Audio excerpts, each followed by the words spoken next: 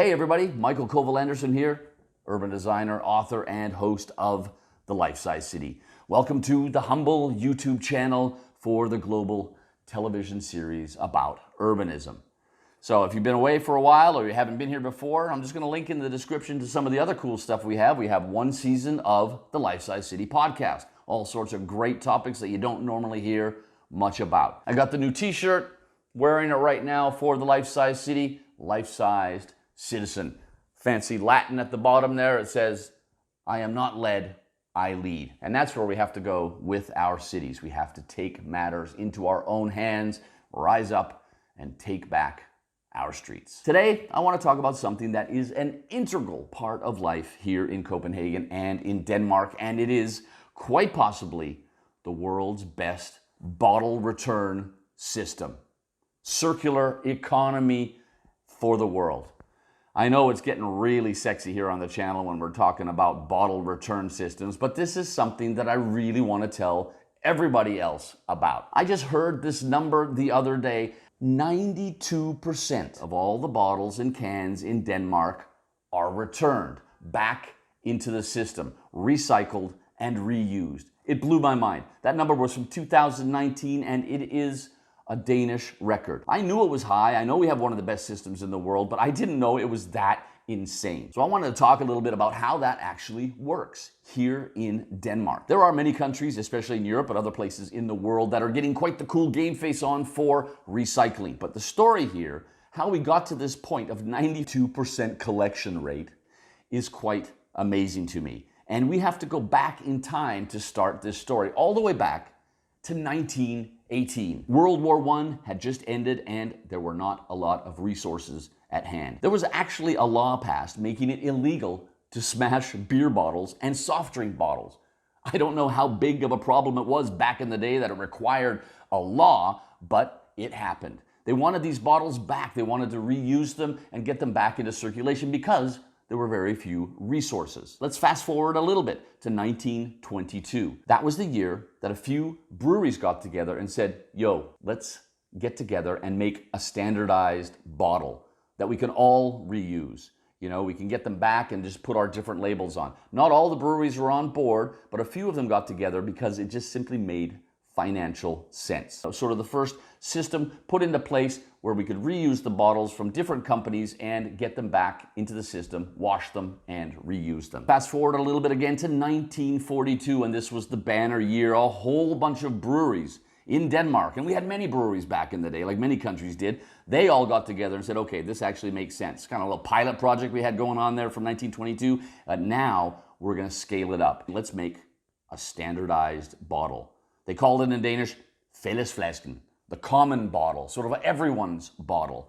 And this is the modern version. They had a bit of a design upgrade. I think it was in the 1960s or 70s. So this is what they all look like now. But they all decided on one bottle and everybody could put their own labels on them. And then they were collected with a deposit system and they went back to the different places and they could wash them and reuse them, and off we went. When you buy beer bottles, to this day in Denmark, you can actually see on some of them that they have been up and down the conveyor belt quite a few times, banging into other bottles along the way, and the glass is a little bit gritty right there. So you can actually sort of see the age of a bottle. It's like rings on a tree, how many other people have been drinking from this bottle all over the nation.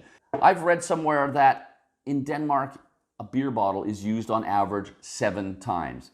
But then I was doing some research before this episode, and in Germany they think that it's about 36 times. So somewhere between 7 times and 36, that's how many times a beer bottle is going to get reused, washed, and put back into the system with fresh beer in it. Either way, 7, 36, it's still really, really cool. The next date on the timeline in this story is 2002. Up until that point, Denmark did not allow cans.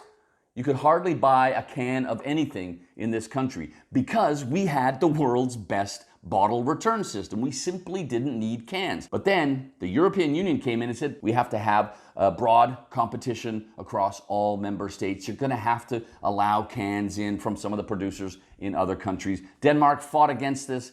But that was an uphill battle and they lost. So in 2002, we started getting cans. And it was kind of weird all of a sudden to be able to buy cans. And a lot of Danes back then were going, we have the world's best system. We don't want cans. But now they are a normal part of our daily life here as well. So let's just talk about how it works. First of all, you have the reusable bottles like beer bottles and other glass bottles for certain soft drinks. And then you have the single-use bottles. You have all your water bottles, your Coke, and your aluminum cans. And that's the two different categories. The beer bottles are washed and reused like some of the glass soft drink bottles. All the rest of it is shredded. The plastic and the aluminum, they're shredded and they're made back into plastic bottles and aluminum cans. The deposit system is divided up into three categories.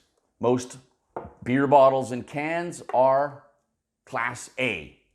Then there's Class B for the bigger bottles like these ones here, and then the larger bottles, 1.5 liters, 2 liters, they are Class C. So all of them have a different deposit. Basically, if you're gonna buy this can of beer, 1 Danish kroner is built into the price. That's about 13 euro cents, about 16 American cents. 1.5 kroner is built into the price of the medium-sized bottle, the Class B, 20 euro cents, about 25 American cents. The larger bottles, 1.5 liters, 2 liters, they have a deposit of 3 Danish kroner. That's 40 euro cents or about 50 American cents. When you're done consuming whatever products you have here, virtually every supermarket in the nation has a reverse vending machine. You go into the supermarket, somewhere at the back, you can shove your bottles into this machine and it beeps, it reads the barcodes. When you're done, you push a little button and you get a paper receipt.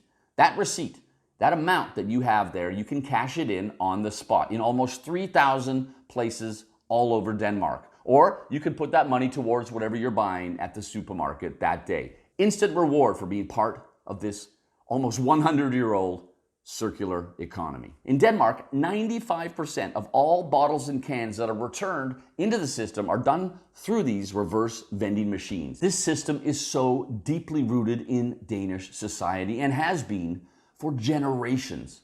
The bottles that we gather here in my house, me and my kids, the kids, they fight over them. Whose turn is it now to take them down to the supermarket? Because that's just basically cash lying on the floor over by our little recycling station in the kitchen under the sink. There's money in this, and money that you can get in your hands very, very quickly. It's so deeply rooted that if you're walking down the street with a can and you don't want to recycle it, you just want to get rid of it, most people don't throw them in the garbage cans. They put them down on the ground next to the garbage can or somewhere where somebody in a minute is going to see it. And you can be guaranteed that somebody is going to grab it in no time. This system is so integrated into the way that we think that the city of Copenhagen, for example, added a little shelf to many of the garbage cans in the city at places where people hang out in public. And it says, how do you translate that into English? Something like, pay your deposit forward. If you're just gonna leave the can and bottle there and you don't want to cash it in yourself, pay it forward. Cool little detail. Now, a system like this is good on so many levels. I don't need to explain it to you. Everybody knows why something like this, recycling and reusing bottles and cans, is an amazing thing. But I read today that it takes 95% less energy to make new bottles and cans from the old ones than from starting from scratch. That is an amazing number, 95% less energy. This story here in Denmark is pretty cool. A lot of other countries really got on board in the 1970s because of the focus on the environment. But this was started really over 100 years ago by industry. A bunch of people working at companies saying, yo, this is not sustainable. We need a better, more intelligent business model. And they got together and figured that out. And still, today, me and my kids and everybody here in this country are benefiting from their vision back starting in 1918 and in 1922. The great thing about this model is really that it is transferable. It is not rocket science. It requires some infrastructure, absolutely. It requires some behavioral nudging, but it is something, especially in European countries, that is completely and utterly transferable and attainable within a short amount of time. The world's best bottle recycling system. Circular economy.